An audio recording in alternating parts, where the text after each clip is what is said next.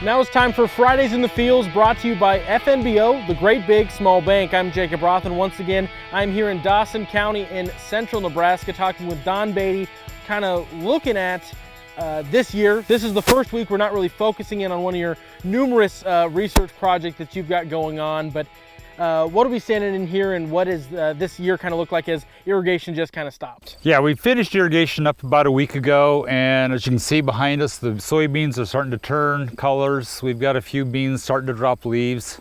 So we're probably 2 to 3 weeks out on harvest on this field. Right now, we're in the process of trying to get our gated pipe picked up, and we'll take any volunteers who want to help pick up pipe. It's a good exercise. Kind of looking at, you touched on the harvest side. Is this pretty standard for where a lot of your bean fields are sitting at in terms of kind of the phase? Obviously, if you stopped irrigation everywhere, is everywhere at a similar point? Yeah, this is about where most of our beans are. And we typically irrigate until they start to turn colors and drop leaves. And so we've got a couple fields that are a little further along and a couple fields that are probably greener than this. And that's one of the joys of combine and soybeans. They set their own schedule.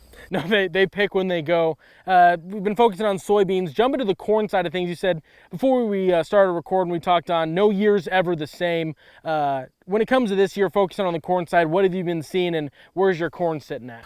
Our corn's sitting, most of our starch lines are halfway down the kernel to 3/4 the way down. We don't have anything black layer yet. So in this area, the corn silage season is just wrapping up. There's a couple producers still finishing silage. We actually had a field chopped yesterday for silage. I got some friends that are starting on high moisture corn on the south side of the river, but on this side of the river, we're still, again, probably 3 weeks out. We've talked about research projects kind of this whole way through. One of the things that is the hurdle for a lot of producers to get over is that harvest time, getting all that information and getting all that data. What does that kind of look like when you're sitting in the combine, as we're just a couple weeks out, and by the next time we talk, it'll be that time? Right. So the collecting of the harvest data for these research projects is so much easier than it would have been 20 years ago. Now where yield monitors are very common in combines, and we have the GPS technology. All the on-farm research program really wants is calibrate your yield monitor before you get into the field. Then while you're combining that field, don't readjust, don't recalibrate. And then typically they take the data off the card, and they know how to strip out the various plots out of that data. Now, some of ours are full-length 12-row wide strips. That's fairly easy. I can do that. But we have some of my research projects where they're only 12 rows wide and 300 foot long, little blocks scattered throughout a field. And that, I don't have that technology. That's where the folks, the grad students in Lincoln, get to have the fun of chopping out those harvest data.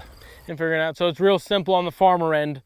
They just send all the information there, send the card there, and they Right. sort it out for you. Yeah, it is simple on the farmer end. Now, we do have some, just for the research reports, there are some data that we have to submit. Like, they need a planting date, they need the varieties, how much fertilizer, what herbicides have been put on.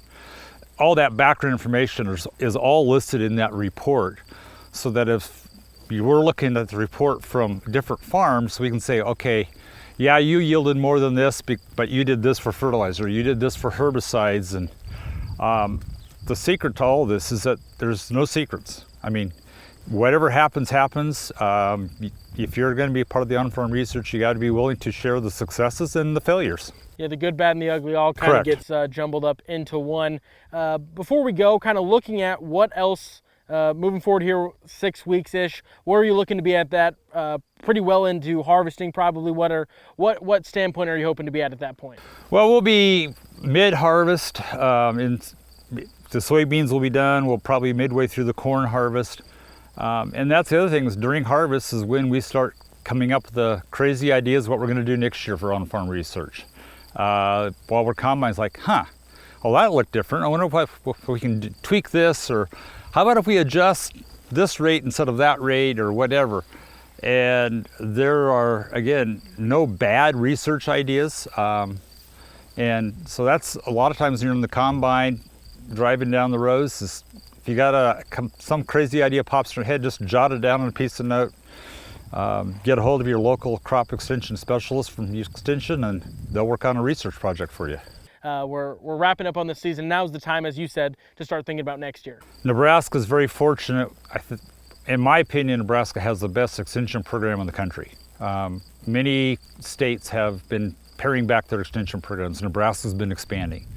And so if you have not visited with your local crop production specialist for a while, or your local livestock production specialist, go in and visit with them. They are very knowledgeable and can help you with your project or with your farm.